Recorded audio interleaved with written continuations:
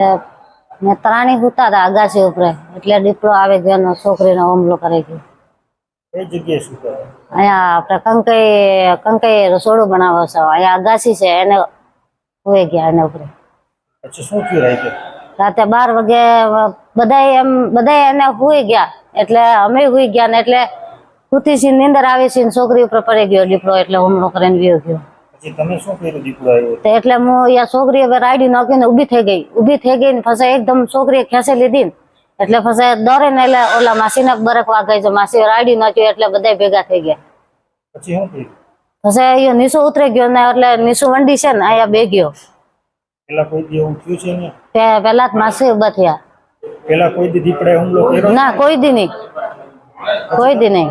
પછી દીકરીને ક્યાં લઈ ગયા? પછી વિસાવદર લઈને આયા ક્યાં લાગ્યું છે? ને અહીંયા માતામાં લાગુ ને અહીંયા કાંદરે પડકે।